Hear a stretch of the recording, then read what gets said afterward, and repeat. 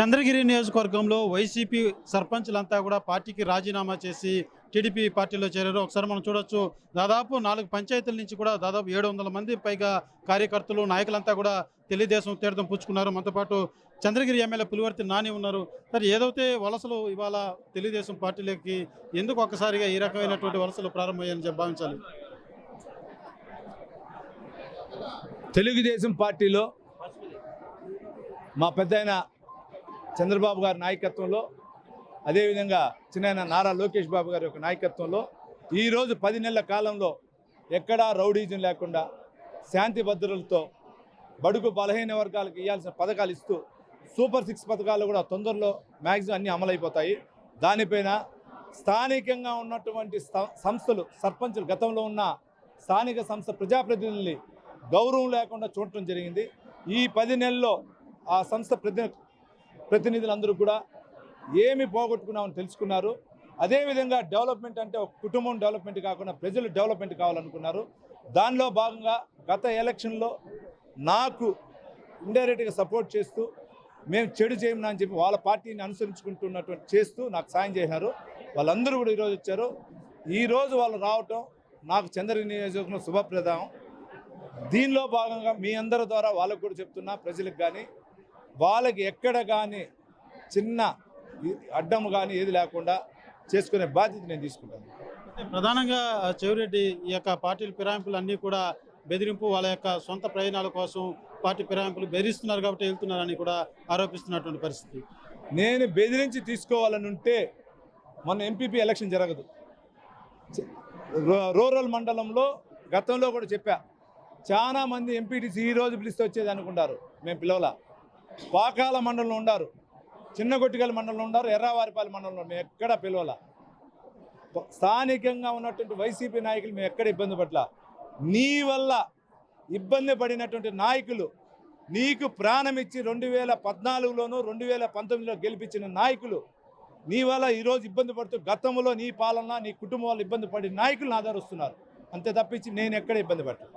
ఇటీవల తుమ్మలగుంట చెరువులో కూడా ఒక ఆత్మీయ సమావేశం పెట్టుకొని కూడా నాయకులు ప్రతి ఒక్కరికి నేను అండగా వాళ్ళకి అభివృద్ధికి దిశగా నేను ఎంతో కృషి చేశాను. అదే రకంగా చంద్రగిరి నియోజకవర్గంలో అభివృద్ధి అంటే నా ఆనవాళ్ళే కనపడతాయంటూ కూడా ఆయన సవాల్ విసినటువంటి పరిస్థితి.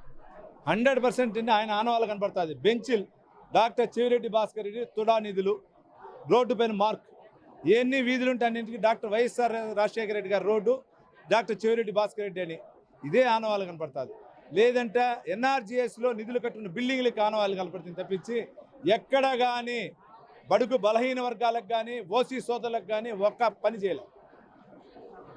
చేసి ఉంటే అందుకు నన్ను గత ఎలక్షన్లో 41 ఓటుతో ఓడిపోయా. ఈసారి 43,850 ఓట్లు గెలిచా. అంటే సుమారు 85,000తో ఎందుకు గెలిపిస్తాను నన్ను ఒకసారి ఆలోచించండి. నువ్వు చేయకుండానే కదా నా పైన గెలిపించారు. నీ ఆనవాళ్ళు ఎక్కడ? తుడా అంటే తుమ్మలగుంట అర్బన్ డెవలప్మెంట్ అనే పేరు పెట్టుకొని నువ్వు చేసావు. తుడా అనేది తిరుపతి అర్బన్ డెవలప్మెంట్ పేరు లేదు. తుడా అంటే తుమ్మలగుంట అర్బన్ డెవలప్మెంట్ పేరుతో నువ్వు చేసావు. నీ ఇంటికి మీ అమ్మ నాన్న ఉండేదానికి గెస్ట్ హౌస్లు కట్టుకున్నావు. నీ కుటుంబ సభ్యులు ఆడుకునేదానికి గ్రౌండ్ చేసుకుని ఈ రోజు కూడా నీ బినామీల ద్వారా పార్కును నడిపిస్తున్నావు. నీ బినామీల ద్వారా జిమ్ నడిపిస్తున్నావు. నీ బినామీల ద్వారా క్రికెట్ స్టేడియం నడిపిస్తున్నావు. ఎవరు అభివృద్ధి చెందింది? సుమారు సచివాలయాలు, ఏ సచివాలయాలు స్టాఫ్లు ఎంత చేశారు? ఎంపీడీఓ నిధులు ఎందుకు తుడా నుంచి బదలాయించావు? ఆ డబ్బు దేని ఖర్చు పెట్టావు? ప్రతి ఒక్కటి ఉంది. మామూలుగా రాష్ట్ర బడ్జెట్ పైన కాగ్ రిపోర్ట్ ఉంటుంది, ఆ విధంగా విజిలెన్స్ రిపోర్ట్ రెడీ అవుతా ఉంది. గ్రామస్తులంతా కూడా చేరి ఈ పార్కును మేము కాపాడుకుంటాం, ఇది మేము అభివృద్ధి చేసుకుందంటూ కూడా గ్రామస్తుల చేత కూడా ప్రెస్ మీట్లు నిర్వహిస్తున్నటువంటి పరిస్థితి. ఆ యొక్క తుమ్మలగుంట చెరువు మీద రానున్న రోజుల్లో ఎటువంటి చర్యలు, లేకపోతే దాన్ని ఏ రకంగా మీరు ఆ యొక్క పరిష్కారం చేయబోతున్నారు?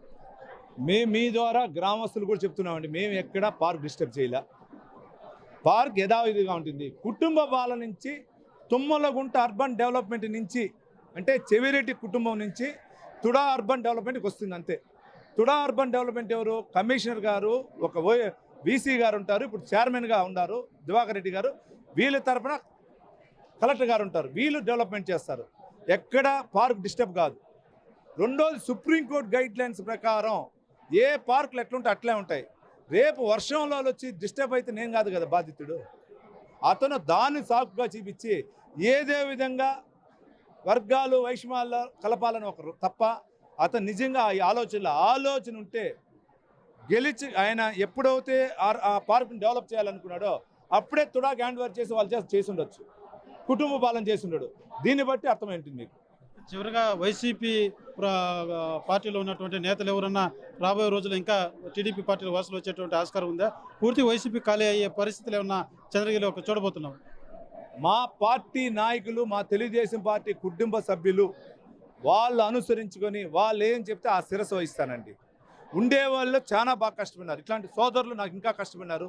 ఇటువంటి వాళ్ళు పెట్టుకుని ముందుకు వెళ్తా. ఎక్కడ కానీ నా కుటుంబ సభ్యులు విస్మరించను. నా కుటుంబ సభ్యులే గత ఎలక్షన్లు విపరీతం చేశారు. వాళ్ళకు సపోర్ట్గా 20% నాకు క్లోజ్గా ఉంటూ సపోర్ట్ చేసిన సోదరులు ఉన్నారు. వాళ్ళు మ్యాగజైన్ చేరారు. ఇంకా 1-2 ఉన్నారు. వాళ్ళు అంతే అండి. సరే, వైసీపీ నుంచి వచ్చినటువంటి సర్పంచ్లు ఉన్నారు, ఒకసారి వాళ్ళతో మాట్లాడేటువంటి ప్రయత్నం చేద్దాం. మేము పూర్తిగా ఉన్నటువంటి సర్పంచ్ నాయకులంతా కూడా వాళ్ళ ఎదుగుదలకు కావచ్చు, పంచాయతీలకు కూడా పూర్తి స్థాయిలో నేను అభివృద్ధి దిశగా వాళ్ళకి ఎంతో తోడ్పాటుగా ఉన్నానంటూ కూడా చెవిరెడ్డి ఆరోపిస్తున్నటువంటి పరిస్థితి. మీరు మొన్నటి వరకు చెవిరెడ్డితో నడిచారు, ఇవాళ టీడీపీ తీర్థం పుచ్చుకున్నారు. ఏ రకంగా చూడాలంటది? ఏం లేదండి, పోయిన గవర్నమెంట్లో మేము సర్పంచ్గా గెలిచాము.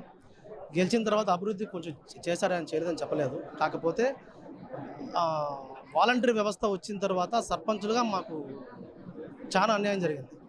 ఒక పెన్షన్ తీసుకోవాలన్నా, హౌస్ లోన్ కావాలన్నా, ఏం కావాలన్నా వాలంటరీ ఫస్ట్ ఓటరు నుంచి వాలంటరీ సచివాలయం వ్యవస్థ, సచివాలయం టు విజయవాడ సచివాలయం.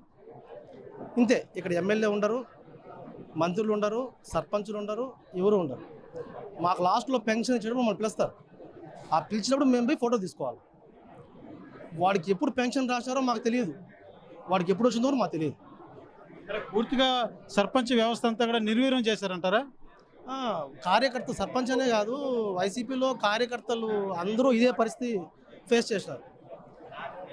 ఇప్పుడు ఈ గవర్నమెంట్ వచ్చినాక 10 నెలల్లో ఈయనకేం మేము ఓట్లేదు, కానీ సర్పంచ్కి ఇచ్చే విలువ మాకు ఇచ్చాడు. మండల మీటింగ్లో మాకు మాట్లాడడానికి అవకాశం ఇచ్చాడు.